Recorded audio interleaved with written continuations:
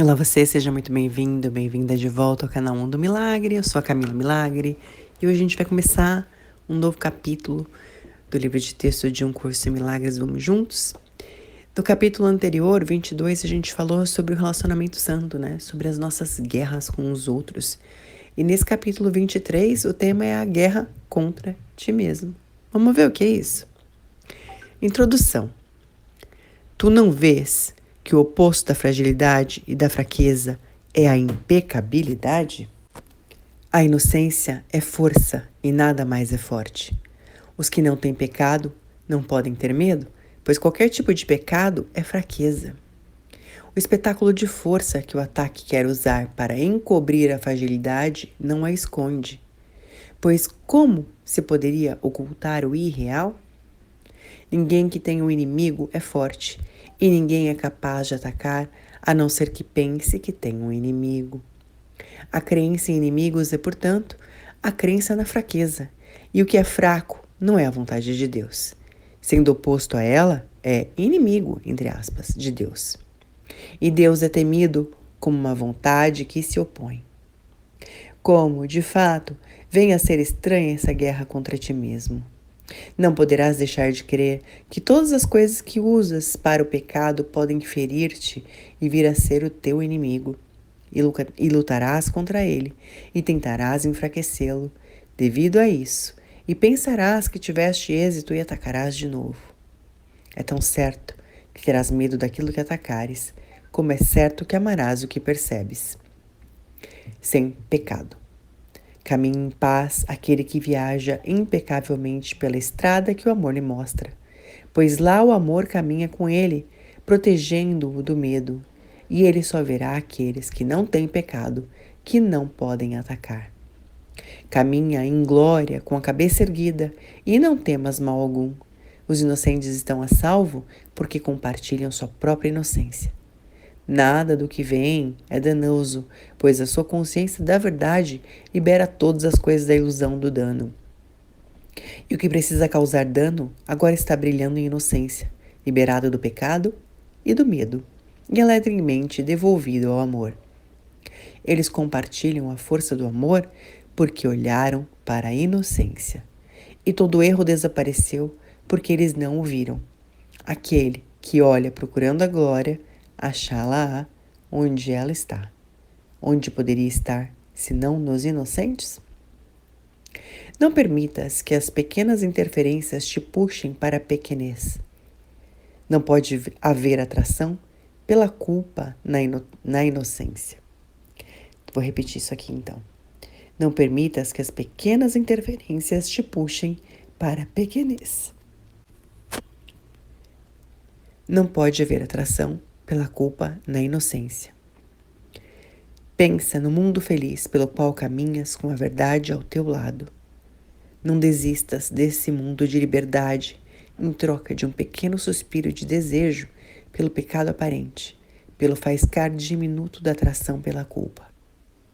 Deixarias de lado o céu em troca de todas essas distrações insignificantes? O teu destino e o teu propósito estão muito além disso, naquele lugar limpo onde a pequenez não existe. O teu propósito está em desacordo com qualquer tipo de pequenez, e assim ele está em desacordo com o pecado. Que nós não nos permitamos que a pequenez conduza o Filho de Deus à tentação. A sua glória está além disso, incomensurável e intemporal como a eternidade. Não permitas que o tempo se intrometa na perspectiva na qual tu o percebes. Não o deixes amedrontado e sozinho em sua tentação, mas ajuda-o a erguer-se acima dela e a perceber a luz da qual ele faz parte. A tua inocência iluminará o caminho para a sua e assim a tua, ou seja, aqui ele usa esse corretamente, a terceira pessoa, mas que não é muito comum pra gente no português do Brasil. Então, eu vou repetir essa frase. A tua inocência iluminará o caminho para a dele, e assim a tua é protegida e mantida na tua consciência. Pois quem é capaz de conhecer a própria glória e perceber o pequeno e o fraco em si mesmo, Se a gente parar para olhar isso, né? Pois quem é capaz de conhecer a própria glória e perceber o pequeno e o fraco em si mesmo? Como é que a gente pode viver uma dualidade interna? A quem pertence isso? E todos os lugares em que a gente sabe que é um ser infinito, feito à imagem e semelhança do que há de mais maravilhoso, mais glorioso. E, ao mesmo tempo, sente-se quebrado, dividido, pequeno, fraco, incapaz. A quem pertence isso? E como seria se a gente devolvesse todos esses implantes de fraqueza e pequenez para de onde veio? Para o lugar de onde isso veio?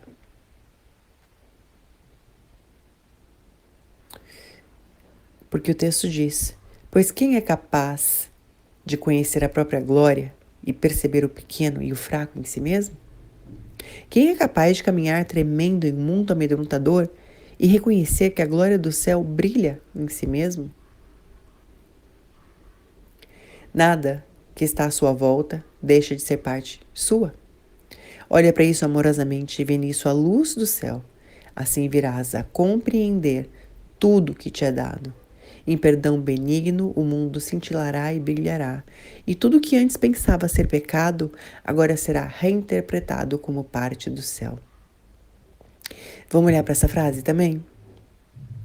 Em perdão benigno, o mundo cintilará e brilhará, e tudo que antes pensavas ser pecado, agora será reinterpretado como parte do céu. Se a gente se liberar da existência de pecado e se a gente se liberar da ideia implantada de que nós somos pecadores, em perdão benigno, o mundo cintilará e brilhará. E o texto finaliza assim: como é bonito caminhar limpo, redimido e feliz, através de um mundo em amarga necessidade da redenção que a tua inocência lhe concede. O que podes valorizar mais do que isso? Pois aqui está a tua salvação e a tua liberdade, e ela tem que ser completa se quiseres reconhecê-la. Então assim a gente inicia esse capítulo falando sobre essa guerra de bem e mal que a gente tem dentro da gente. Que a gente sabe que é filho de Deus, feito à imagem e semelhança dele, mas se ainda se considera pecador, mau, ruim, cruel, quebrado. A quem pertence isso? Como seria a gente devolver isso para os remetentes? Todos os tempos, lugares, dimensões e realidades em que isso foi implantado na gente, e em todos os tempos, lugares, dimensões e realidades em que a gente também colaborou para que isso fosse implantado na humanidade. Destruindo e descriando tudo isso. E o que mais vai ser possível depois que a gente recuperar as nossas partes, a nossa inteireza, a nossa impecabilidade. Vamos juntos? Um forte abraço, a gente se encontra na nossa próxima leitura. Até lá!